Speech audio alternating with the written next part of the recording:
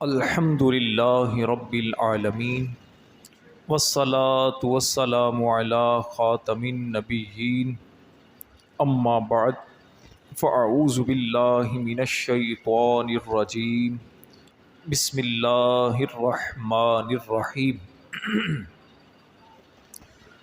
ہمارے پیارے نبی صلی اللہ علیہ وآلہ وسلم کا فرمان ہے، تم جہاں بھی ہو مجھ پر درود پڑھو، تمہارا درود مجھ تک پہنچتا ہے۔ صلو علی الحبیب صلی اللہ تعالی علی محمد وعلی آلہ وصحبہ وبارک وسلم۔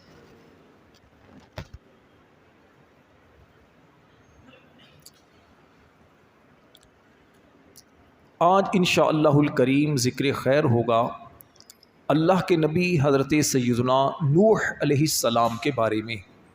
حضرت نوح علیہ السلام دنیا میں چوتھے نبی اور کافروں کی طرف بھیجے جانے والے پہلے رسول تھے۔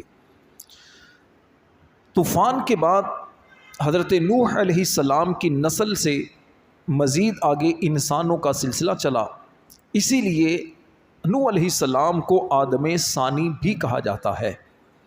حضرت نوح علیہ السلام کا ذکر خیر قرآن کریم کی متعدد صورتوں میں موجود ہے۔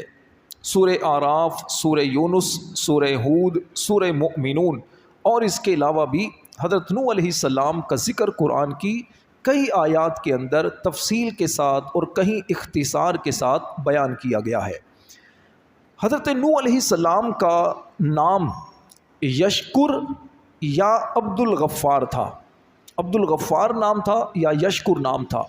نوح کہنے کی وجہ، نوح آپ کا لقب ہے، اور نوح کہنے کی وجہ علماء فرماتے ہیں یہ ہے کہ آپ اللہ تعالیٰ کے خوف کی وجہ سے بہت زیادہ رویا کرتے، کثرت گریہ کی وجہ سے آپ کو نوح کہا جانے لگا۔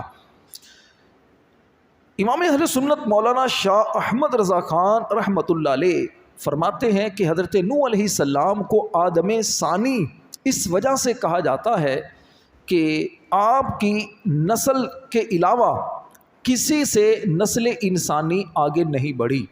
اللہ تعالیٰ نے قرآن مجید میں فرمایا وَجَعَلْنَا ذُرِّيَّتَهُ هُمُ الْبَاقِينَ، اور ہم نے اسی کی اولاد باقی رکھی، اسی لیے انہیں آدم ثانی کہتے ہیں۔ اب کس طرح حضرت نوح علیہ السلام کی نسل سے، آپ کی اولاد سے مزید آگے انسانوں کا سلسلہ چلا، یہ میں آگے آپ کو تفصیل سے عرض کرتا ہوں۔ ابن جریر رحمۃ اللہ علیہ کے قول کے مطابق حضرت نوح علیہ السلام کی ولادت حضرت آدم علیہ السلام کے دنیا سے جانے کے 126 سال کے بعد ہوئی، یعنی آدم علیہ السلام کی وفات کے 126 سال کے بعد نوح علیہ السلام پیدا ہوئے، جبکہ اہل کتاب کی تاریخ کے مطابق حضرت نوح علیہ السلام یہ حضرت آدم علیہ السلام کی وفات کے 146 سال کے بعد پیدا ہوئے۔ صحیح ابن حبان کی روایت کے مطابق حضرت آدم علیہ السلام اور نوح علیہ السلام کے درمیان 10 قرن کا فاصلہ تھا۔ 10 قرن، اب یہ قرن کیا ہوتا ہے اس کو سمجھنے سے پہلے حدیث پاک سنیے۔ حضرت ابو امامہ رضی اللہ تعالی عنہ روایت کرتے ہیں، کریم آقا صلی اللہ علیہ وسلم سے ایک شخص نے عرض کی، یا رسول اللہ صلی اللہ علیہ وسلم، حضرت آدم علیہ السلام اور حضرت نوح علیہ السلام کے درمیان کتنا فاصلہ تھا؟ تو پیارے آقا صلی اللہ علیہ وسلم نے فرمایا 10 قرن کا فاصلہ تھا۔ قرن زمانے کو بھی کہتے ہیں، 100 سال کو بھی کہتے ہیں، اور قرن سے مراد ایک نسل بھی بیان کی جاتی ہے۔ اور اگر قرن سے مراد صدی ہو یعنی 100 سال ہو تو اس کا مطلب یہ ہوا کہ حضرت آدم علیہ السلام کے 1000 سال کے بعد، یعنی آدم علیہ السلام کی وفات کے 1000 سال کے بعد نوح علیہ السلام پیدا ہوئے۔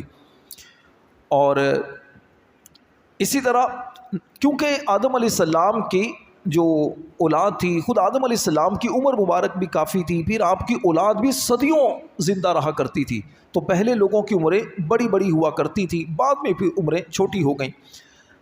حضرت نوح علیہ السلام روزے بھی رکھا کرتے تھے، بلکہ حضرت عبداللہ بن عمر رضی اللہ تعالی عنہ روایت کرتے ہیں، نبی کریم صلی اللہ علیہ وسلم نے ارشاد فرمایا، حضرت نوح علیہ السلام عید الفطر اور عید الاضحیٰ کے علاوہ پورا سال روزے رکھا کرتے تھے۔ حضرت نوح علیہ السلام کی ایک بڑی خوبصورت عادت یہ تھی کہ جب آپ واش روم جاتے تو اس سے پہلے واش روم جاتے اور قضائے حاجت سے فارغ ہونے کے بعد جب باہر آتے تو اللہ پاک کی تعریف کرتے اور دعا کیا کرتے تھے۔ وہ دعا کیا تھی؟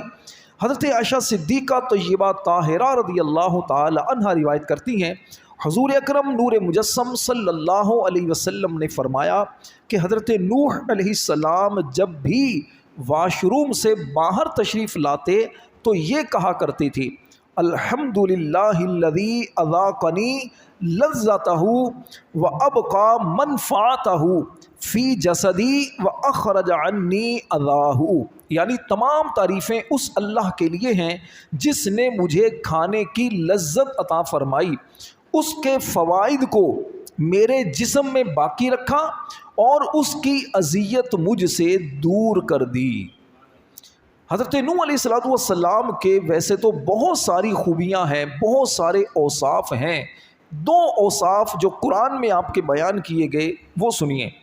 پہلا وصف آپ کا قرآن کریم میں یہ بیان کیا گیا کہ آپ اللہ پاک کے جو نیک اور اعلیٰ بندے ہیں ان میں سے آپ کا شمار ہوتا ہے۔ اللہ پاک فرماتا ہے، اِنَّهُ مِنْ عِبَادِنَا الْمُؤْمِنِينَ، بے شک وہ یعنی نوح علیہ السلام ہمارے اعلیٰ درجے کے کامل ایمان والے بندوں میں سے ہے۔ اور دوسرا آپ کا وصف اللہ نے یہ بیان کیا کہ آپ ہر حال میں اللہ پاک کا شکر ادا کیا کرتے تھے، شکر گزار نبی تھے۔ چنانچہ اللہ کریم فرماتا ہے، اِنَّهُ كَانَ عَبْدًا شَكُورًا، بے شک نوح شکر گزار بندہ تھا، بہت شکر گزار بندہ تھا۔ علامہ علی بن محمد المعروف امام خازن رحمۃ اللہ علیہ تفسیر خازن میں لکھتے ہیں کہ نوح علیہ السلام کو خاص طور پر جو شکر گزار بندہ فرمایا گیا، اس کی وجہ یہ ہے کہ جب بھی نوح علیہ السلام کوئی چیز کھاتے یا پیتے یا لباس پہنتے تو اللہ تعالیٰ کی حمد کرتے اور اس کا شکر بجا لایا کرتے تھے۔ جو بھی نعمت اللہ کی طرف سے ملتی اس پر اللہ کا شکر ادا کیا کرتے تھے۔ یہ تو ایک قول ہے جو صرف زبان کا شکر بیان اس میں کیا گیا، ورنہ نوح علیہ السلام کا تو دل بھی اللہ کا شکر گزار تھا، جسم بھی اللہ کا شکر گزار تھا، ہر آن یہ اللہ پاک کے شکر گزار بندے تھے۔ ایک ہوتا ہے شاکر، ایک ہوتا ہے شکور، دونوں کا فرق کیا ہے؟ دیکھیے فرق یہ ہے کہ جو ہوتا ہے نا شاکر وہ ہوتا ہے کہ جو نعمت ملنے پر شکر کرتا ہے، اور شکور وہ ہوتا ہے جو ہر وقت اللہ پاک کا شکر ادا کرتا رہتا ہے۔ نوح علیہ السلام کو اللہ پاک نے شکور فرمایا کہ یہ شکور بندے ہیں، عبدن شکورا، یہ شکر گزار بندے ہیں۔ نوح علیہ السلام پر اللہ پاک نے بہت سارے انعامات بھی فرمائے۔ 4 جو انعام قرآن میں آپ کے بیان کیے گئے وہ عرض کرتا ہوں۔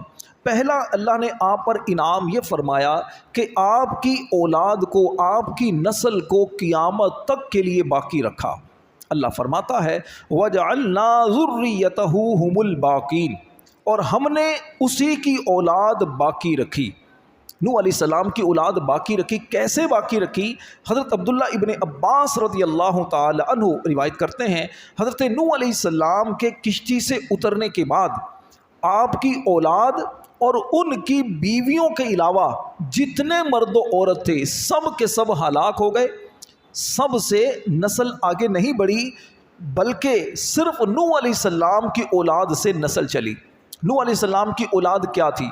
حضرت سمرہ رضی اللہ تعالی عنہ روایت کرتے ہیں، حضور انور صلی اللہ علیہ وسلم نے فرمایا کہ عرب والے یعنی جتنے بھی عرب ہیں، عرب دنیا ہے، یہ حضرت سام کی اولاد میں سے ہیں۔ سام یہ نوح علیہ السلام کے بیٹے ہیں۔ اور فرمایا کہ حبشی یعنی انڈونیشیا سائڈ کے جو لوگ ہیں، فرمایا کہ یہ نوح علیہ السلام کے بیٹے حام کی نسل سے ہیں۔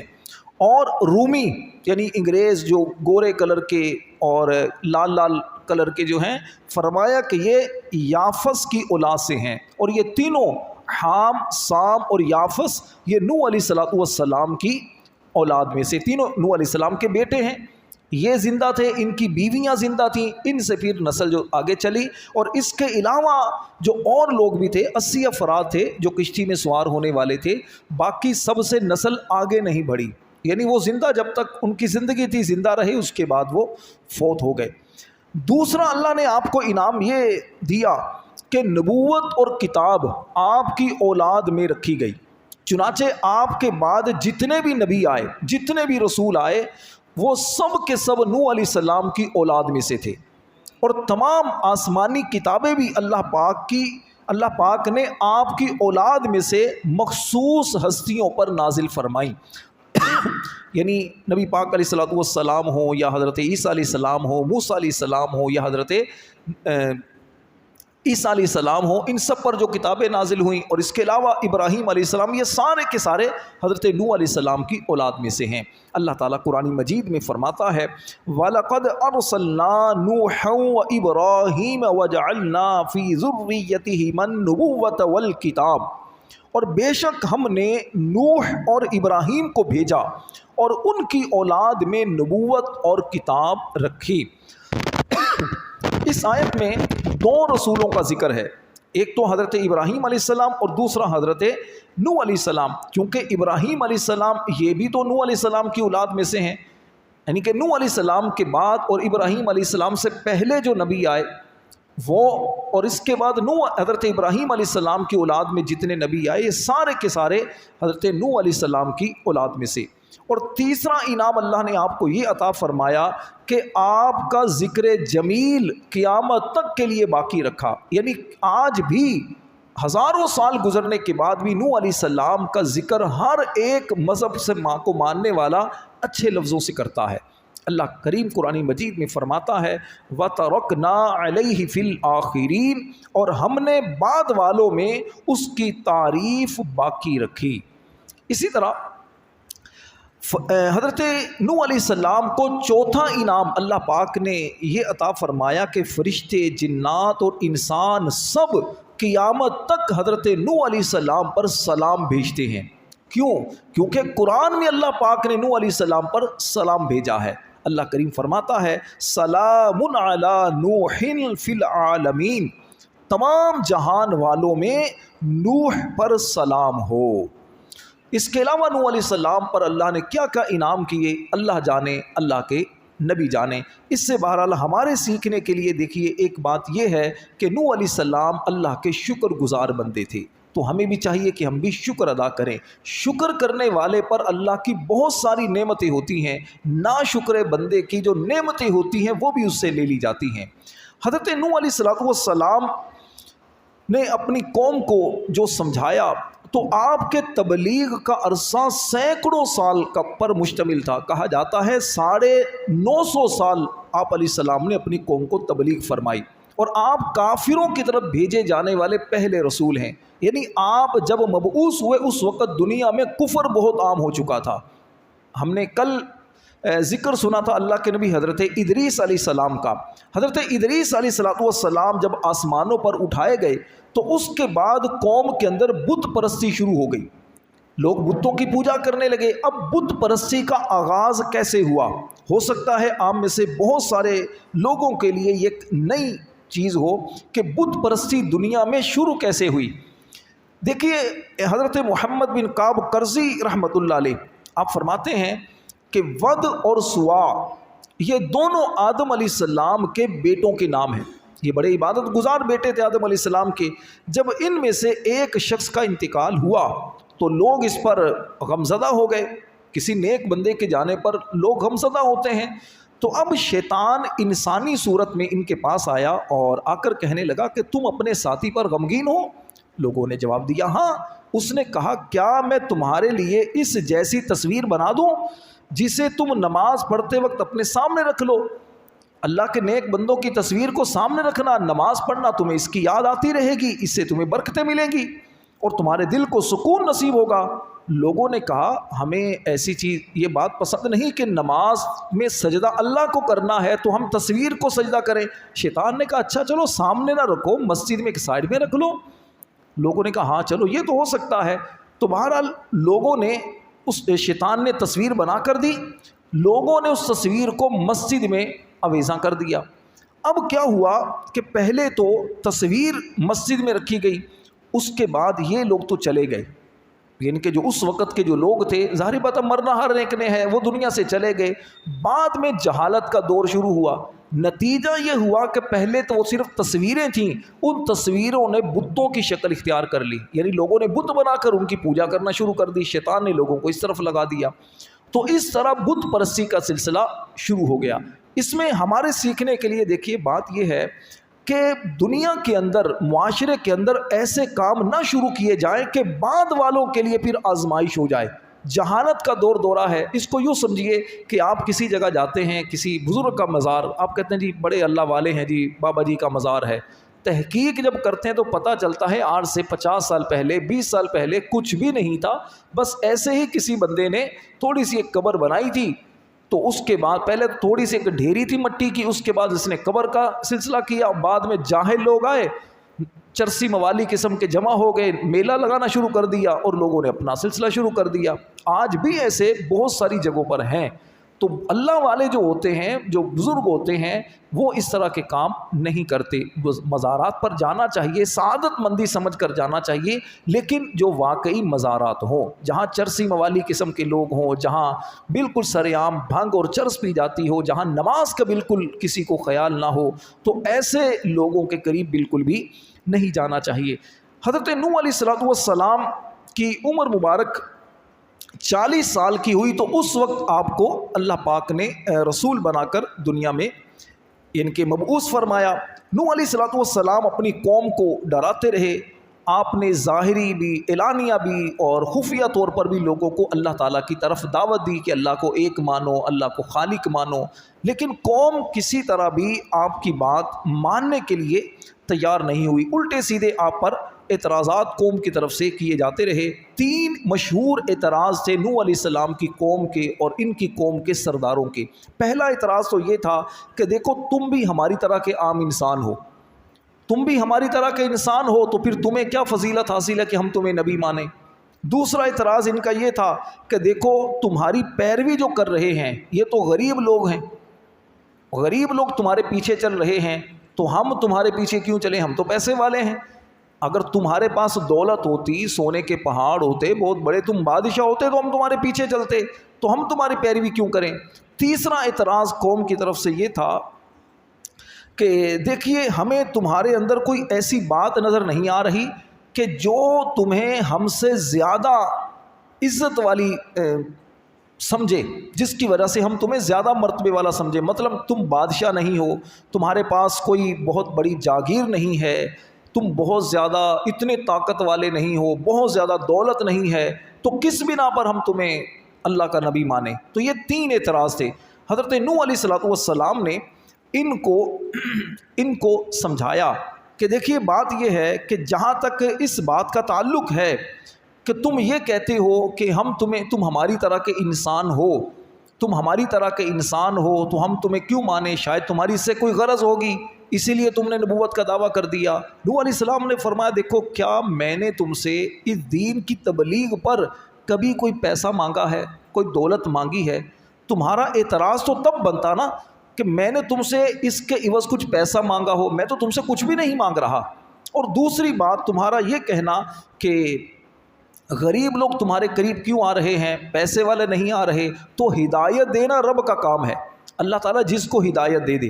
یہ کوئی معیار نہیں ہے کہ غریب لوگ آئیں گے یا پیسے والے نہیں آئیں گے تو شاید یہ بندہ غلط ہے۔ اگر تمہیں ہدایت نہیں مل رہی، تمہارا ذہن مجھے ماننے کے لیے تیار نہیں ہو رہا، تو اس میں میرا کیا قصور ہے، تمہاری اپنی اس میں غلطی ہے۔ اور تیسری بات تمہارا یہ کہنا کہ میرے پاس بہت زیادہ دولت نہیں ہے، جاگیر نہیں ہے، یا بہت زیادہ میرے پاس کوئی بہت زیادہ مال و دولت وغیرہ نہیں ہے، تو یہ بھی کوئی معیار نہیں ہے کہ دولت کی وجہ سے میں تمہیں کوئی لالچ دوں کہ شاید اس کی وجہ سے تم ایمان لے کر آؤ تو پھر تمہیں کچھ مرتبہ ملے گا یا تم میرے صحابی بنو گے۔ میں تو تمہیں سیدھی ایک دین کی تبلیغ کر رہا ہوں۔ قرآن میں تفصیل کے ساتھ اس بات کو بیان کیا گیا ہے. آپ قرآن پڑھیں گے تو انشاءاللہ آپ کو تفصیل کے ساتھ اس بات کی سمجھ آ جائے گی. بہرحال قوم کو بہت زیادہ جب نوح علیہ السلام نے سمجھایا تو قوم نہ مانی. تو اس کے بعد نوح علیہ السلام کو جب قوم نے معاذ اللہ سنگسار کرنے کی دھمکی دی کہ ہم تمہیں پتھر مار مار کر ہلاک کر دیں گے، تو پھر نوح علیہ السلام نے قوم سے دو ٹوک اعلان کیا کہ اب اگر یہ حال ہے تو پھر تم اس عذاب کا انتظار کرو جو تم پر آنے والا ہے. قوم نے نوح علیہ السلام سے کیا کہا؟ اللہ کریم فرماتا ہے لَإِن لَّمْ تَنْتَهِ يَا نُوحُ لَتَكُونَنَّ مِنَ الْمَرْجُومِينَ. قوم نے کہا اے نوح اگر تم باز نہ آئے تو ضرور تم سنگسار کیے جانے والوں میں سے ہو جاؤ گے. معاذ اللہ. جب نوح علیہ السلام نے دیکھا کہ میری قوم کسی بھی طرح ماننے کے لیے تیار نہیں ہو رہی تو پھر نوح علیہ السلام نے ان کافروں سے فرمایا یا قوم اذ کان کبر علیکم مقامی وتذکیری بآیات اللہ فعلی اللہ توکلت. اے میری قوم اگر میرا قیام کرنا اور میرا اللہ کی آیتوں کے ذریعے نصیحت کرنا تم پر بھاری ہے تو میں نے اللہ ہی پر بھروسہ کیا ہے، تو تم اپنا کام اور اپنے شریکوں کو جمع کر لو، پھر تمہارا کام تم پر پوشیدہ نہ رہے، پھر میرے بارے میں جو کچھ کر سکتے ہو کچھ کر لو اور مجھے کوئی مہلت نہ دو. نوح علیہ السلام نے قوم کو دو ٹوک الفاظ میں جواب دیا اور پھر نوح علیہ السلام نے اللہ پاک کی بارگاہ میں دعا کی. دعا کیا کی؟ دعا کی یا اللہ ربی انی دعوت قومی لیلا ونہارا. عرض کی اے میرے رب بے شک میں نے اپنی قوم کو رات دن دعوت دی ہے، فلم یزدہم دعائی الا فرارا. تو میرے بلانے سے ان کے بھاگنے میں ہی اضافہ ہوا ہے، بجائے ماننے کے ان کی سرکشی میں مزید اضافہ ہوتا چلا جا رہا ہے. میں نے جتنی بار بھی انہیں بلایا ہے تاکہ تو انہیں بخش دے تو انہوں نے اپنے کانوں میں انگلیاں ڈال لیں اور اپنے کپڑے اوڑھ لیے اور ڈٹ گئے. بڑے تکبر کیے ان لوگوں نے. نوح علیہ السلام نے کھل کر اللہ کی بارگاہ میں فریاد کی، مناجات کی. تفصیلی طور پر پڑھنا چاہیں تو سورہ نوح کے اندر اس کی تفصیل موجود ہے، وہاں آپ پڑھ سکتے ہیں. اور ان مناجات کے علاوہ قرآن کریم میں حضرت نوح علیہ السلام نے کافروں کے خلاف جو دعائیں کی ہیں اگر آپ وہ پڑھیں تو پھر آپ کو ایک سیکھنے کو یہ ملے گا کہ جب آپ پر کوئی ظلم کرے تو اس وقت اللہ کے دربار میں کس طرح فریاد کی جاتی ہے. نوح علیہ السلام نے کہا انی مغلوب فانتصر. اے اللہ میں مغلوب ہوں، تو میرا بدلہ لے، میں کچھ نہیں کر سکتا، میں کمزور ہوں ان کافروں کے مقابلے میں، اے اللہ تو میرا بدلہ لے. ایک مقام پر اللہ سے عرض کی ربی انصرنی بما کذبون. اے میرے رب میری مدد فرما کیونکہ انہوں نے مجھے جھٹلایا ہے. اس کے علاوہ بھی نوح علیہ السلام نے کئی مقام پر قرآن کریم میں نوح علیہ السلام کی دعاؤں کا ذکر ہے جو آپ نے قوم کے خلاف کی. اور یہ تاریخی قدرت کا اصول ہے کہ جب ظلم حد سے بڑھتا ہے تو پھر مٹ جاتا ہے. ظلم کرنے والے کسی پر بھی ظلم کریں، طاقتور نشے کے اقتدار کے نشے میں بالکل بدمست ہو کر جب وہ کمزور پر ظلم کرتے ہیں تو پھر کمزور اور مظلوم کے دل سے جو آہ نکلتی ہے تو ظالم کو نیست و نابود کر دیتی ہے. نوح علیہ السلام نے جب اللہ کی بارگاہ میں یہ اس طرح عرض کی تو اللہ کی طرف سے پھر فرمایا گیا وَنُوحًا اِذْ نَادَى مِن قَبْلُ فَاسْتَجَبْنَا لَهُ فَنَجَّيْنَاهُ وَأَهْلَهُ مِنَ الْكَرْبِ الْعَظِيمِ. اللہ نے فرمایا پیارے حبیب نوح کو یاد کرو، جب اس سے پہلے اس نے ہمیں پکارا تو ہم نے اس کی دعا قبول کی اور اسے اور اس کے گھر والوں کو بڑے غم سے نجات دی. کیسے اللہ پاک غم سے پھر نجات دیتا ہے. اور اس کے بعد پھر ہوا یہ کہ نوح علیہ السلام کی قوم پر پھر طوفان آیا تو نوح علیہ السلام نے پھر کشتی تیار کی. اب یہ کشتی کیسے تیار کی مختصر طور پر اس کا میں عرض کرتا ہوں. نوح علیہ السلام کی کشتی کے بارے میں روایت میں آتا ہے کہ نوح علیہ السلام نے اللہ تعالیٰ کے حکم سے ساج کے درخت بوئے. ساج ایک درختوں کی ایک قسم ہے، اس کے درخت آپ نے بوئے. 20 سال میں یہ درخت تیار ہوئے. اتنے سالوں میں 20 سالوں میں کوئی بچہ پیدا نہیں ہوا. قوم کے اندر کسی بچے کی ولادت نہیں ہوئی. اس سے پہلے جو بچے پیدا ہو چکے تھے وہ بھی 20 سال کے ہو چکے تھے اور انہوں نے بھی نوح علیہ السلام کی دعوت قبول کرنے سے انکار کر دیا. پھر حضرت نوح علیہ السلام کشتی بنانے میں مصروف ہو گئے۔ جب نوح علیہ السلام جنگل میں کشتی بنا رہے تھے تو اب کافر جو تھے وہ مذاق اڑاتے کہ جنگل میں کشتی بنا رہے ہیں، یہاں کون سا پانی ہے، کیوں کشتی بنا رہے ہیں، مذاق اڑاتے۔ کہا پہلے تم نے نبی ہونے کا دعویٰ کیا، اب تم بڑھئی کارپینٹر بن گئے۔ نوح علیہ السلام فرماتے کہ ایسا مکان بنا رہا ہوں جو پانی پر چلے گا۔ یہ سن کر وہ ہنستے۔ تو بہرحال نوح علیہ السلام نے فرمایا کہ کسی وقت ہم بھی تمہیں ہلاک ہوتا دیکھ کر تم پر ایسے ہی ہنسیں گے جیسے تم کشتی دیکھ کر ہم پر ہنس رہے ہو۔ تو بہرحال نوح علیہ السلام نے یہ کشتی بنائی اور یہ کشتی 2 سال میں تیار ہوئی۔ اس کی لمبائی 300 گز، چوڑائی 50 گز اور اونچائی 30 گز تھی۔ اس میں اور بھی اقوال ہیں۔ اس کشتی میں 3 درجے بنائے، 3 سٹیپ بنائے۔ نیچے والے درجے میں جنگلی جانور رکھے گئے جیسے شیر ہے، چیتا ہے، اس ٹائپ کے جو جانور ہیں، ہاتھی وغیرہ یہ رکھے، اور درندے اور حشرات الارض جو زمینی کیڑے مکوڑے ہیں یہ ایک اس میں رکھے گئے۔ درمیانی درجے میں، اس سے اوپر والا جو درجہ تھا، اس میں چوپائے یعنی بھیڑ، گائے، بکری، اس طرح کے جو جانور ہیں یہ رکھے گئے۔ اور سب سے اوپر والے درجے میں نوح علیہ السلام خود، آپ کے ساتھی اور حضرت آدم علیہ السلام کا جسد مبارک یعنی جسم مبارک جو عورتوں اور مردوں کے درمیان حائل تھا، اور کھانے پینے کا سامان اور پرندے بھی اوپر ہی کے درجے میں رکھے گئے۔ نوح علیہ السلام کی قوم پر جب طوفان آنے والا ہوا تو اس وقت کیا ہوا کہ نوح علیہ السلام کو پہلے سے بتا دیا گیا۔ نوح علیہ السلام کی کشتی میں جو جانور سوار ہوئے، تھوڑی سی اس کی بھی تفصیل آپ کو میں بیان کر دیتا ہوں۔ نوح علیہ السلام کشتی بنانے میں مصروف تھے تو آپ کو فرمایا گیا کہ جب تم تنور جیسے روٹی لگانے والا تنور ہوتا ہے نا، اس میں پانی جوش مارتا ہوا دیکھو تو سمجھ لینا کہ عذاب کا وقت آ پہنچا ہے۔ جب تنور سے پانی نے جوش مارا تو نوح علیہ السلام نے 3 طرح کی چیزیں کشتی میں سوار کرنے کا حکم دیا۔ ہر جنس میں سے نر اور مادہ کا ایک جوڑا آپ نے اس میں رکھا۔ حضرت حسن فرماتے ہیں کہ نوح علیہ السلام نے اپنے ساتھ ان تمام جانوروں کا ایک جوڑا کشتی میں سوار کر لیا جو بچے جنتے ہوں یا پھر انڈے دیتے ہوں۔ جانور آپ کے پاس آتے اور آپ سیدھے ہاتھ سے نر اور الٹے ہاتھ سے بائیں ہاتھ سے مادہ کو پکڑ کر سوار کر دیتے۔ بعض بزرگوں سے مروی ہے کہ سانپ اور بچھو نے نوح علیہ السلام کی بارگاہ میں حاضر ہو کر سوال کیا کہ ہمیں بھی سوال کر لیں۔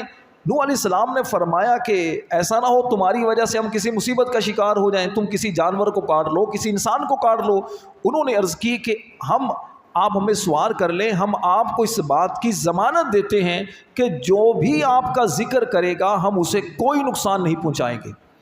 لہٰذا جب سانپ اور بچھو سے نقصان پہنچنے کا خوف ہو تو یہ آیت پڑھ لیا کریں، سلام علی نوح فی العالمین، انشاءاللہ سانپ اور بچھو سے کوئی نقصان نہیں پہنچے گا۔ پتہ چلا اللہ کے نبیوں کے نام میں کیسی برکت ہے۔ اسی طرح نوح علیہ السلام کے جو گھر والے تھے ان میں سے 7 افراد تھے۔ ایک تو نوح علیہ السلام اور ان کے 3 بیٹے حام، سام اور یافس، اور ان تینوں کی آگے بیویاں، 7 افراد یہ تھے۔ اور وہ لوگ جو نوح علیہ السلام پر ایمان لائے یہ کل 80 افراد تھے۔ ان کی تعداد کے بارے میں اور بھی اقوال ہیں۔ بہرحال تنور سے مراد، قرآن میں بھی اس کا ذکر ہے، تنور سے مراد یا تو وہی تنور ہے کہ جس میں روٹی پکائی جاتی ہے، یا پھر اس سے مراد روئے زمین یعنی پوری زمین مراد ہے کہ زمین سے پانی نکلے گا۔ بہرحال نوح علیہ السلام کی قوم پر جب طوفان آیا تو نوح علیہ السلام کی ایک بیوی وائلہ یہ ایمان لے کر نہیں آئی تھی، یہ بھی ہلاک ہو گئی، اور آپ کا بیٹا کنعان یہ بھی اس کے اندر ہلاک ہو گیا۔ پہلے تو نوح علیہ السلام کو ان کے بارے میں پتہ نہیں تھا، اپنے بیٹے کے بارے میں۔ جب طوفان آیا، پانی نیچے سے بھی نکلنے لگا، آسمان سے بھی پانی برسنے لگا، تو نوح علیہ السلام نے اپنے بیٹے سے کہا کہ بیٹا تم بھی آ جاؤ۔ اس نے یہ پہاڑ کی چوٹی پر چڑھ گیا، اس نے کہا مجھے کچھ نہیں ہوگا، تو اس وقت اس کا کفر ظاہر ہو گیا۔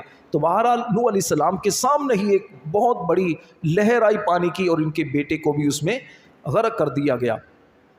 حضرت ضحاک فرماتے ہیں کہ نوح علیہ السلام جب چاہتے کہ کشتی چلے تو بسم اللہ فرماتے، کشتی چلنا شروع ہو جاتی پانی پر، اور جب فرماتے کشتی رک جائے تو بسم اللہ فرماتے اور کشتی ٹھہر جاتی۔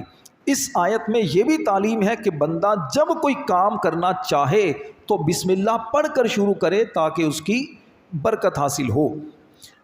حضرت نوح علیہ السلام بہرحال کشتی میں سوار ہوئے، کچھ لوگ آپ کے ساتھ مزید اور بھی سوار ہوئے۔ نوح علیہ السلام نے اپنے بیٹے کے لیے دعا بھی کی تھی، تو پھر آپ کو بتا دیا گیا کہ آپ کا بیٹا جو ہے یہ آپ کے اہل میں سے نہیں ہے، یہ کافر ہو چکا ہے، اور جو کافر ہو جائے تو پھر اس کا انجام بہت برا ہوتا ہے۔ اس میں ایک ہمارے سیکھنے کے لیے دیکھیے بات یہ بھی ہے کہ بعض اوقات بڑا نیک بندہ ہوتا ہے، گھر کے اندر اولاد اچھی نہیں ہوتی۔ نوح علیہ السلام کا بیٹا جیسے نافرمان نکل گیا، بیوی کافرہ ہو گئی، نافرمان نکل گئی، حضرت لوط علیہ السلام کی بیوی، اس کا انجام بھی اسی طرح کا ہوا۔ تو اس سے ہمیں سیکھنے کے لیے دیکھیے یہ بات ہے کہ اگر مثال کے طور پر کوئی عالم ہے، کوئی مفتی ہے، کوئی نیک بندہ ہے، اچھا پرہیزگار آدمی ہے، اس کی اولاد اگر نافرمان نکل آئے، بے نمازی نکل آئے، تو اس سے اس نیک بندے پر تانا زنی نہیں کرنی چاہیے کہ پہلے اپنے گھر کو تو سنبھالو۔ ہو سکتا ہے بیچارہ کتنا وہ سمجھاتا ہو، اپنے بچوں کو، بیوی کو کتنا سمجھاتا ہو، نہ مانتے ہوں بات، تو ان پر تانا زنی نہیں کرنی چاہیے۔ وہ کہتے ہیں نا کبھی ایسا ہوتا ہے نبیوں کے گھر میں بھی ایسے افراد پیدا ہو سکتے ہیں، تو پھر ہم تو آپ گناہ گار انسان ہیں، تو ہمارے گھروں میں بھی ایسے افراد آ سکتے ہیں۔ بہرحال نوح علیہ السلام کے بارے میں منقول ہے کہ کشتی میں آپ 10 رجب کو بیٹھے اور 10 محرم کو کشتی جو ہے یہ جودی پہاڑ پر ٹھہری۔ تو آپ نے اس کے شکرانے میں 10 محرم کو خود بھی روزہ رکھا اور اپنے ساتھیوں کو بھی روزہ رکھنے کا حکم دیا۔ ہمارے نبی صلی اللہ علیہ وسلم کی بھی 10 محرم کو روزہ رکھنا یہ سنت ہے۔ آقا کریم علیہ السلام نے فرمایا مجھے اللہ پر گمان ہے کہ 10 محرم کا روزہ 1 سال پہلے کے گناہ مٹا دیتا ہے۔ جب زمین سے پانی خشک ہو گیا، اس پر چلنا پھرنا ٹھہرنا ممکن ہو گیا، تو نوح علیہ السلام اس کشتی سے باہر آ گئے اور آپ کے ساتھ اور بھی افراد آ گئے۔ امام اہل سنت فرماتے ہیں کہ 10 محرم کو 6 مہینے کے بعد حضرت نوح علیہ السلام کی جو کشتی ہے وہ جودی پہاڑ پر ٹھہری۔ سب پہاڑ سے اتر گئے اور نوح علیہ السلام نے ایک وہاں پر شہر کو بسایا، ایک شہر کو آباد کیا جس کا نام سوق السمانین رکھا گیا۔ تو نوح علیہ السلام وہاں پر رہے اور اس کے بعد پھر نسل انسانی مزید آگے بڑھی۔ اللہ تبارک و تعالیٰ کی نوح علیہ السلام پر کروڑوں رحمتیں ہوں، ان کے صدقے ہم گناہ گاروں کی مغفرت ہو، آمین بجاہ النبی الامین صلی اللہ علیہ وسلم۔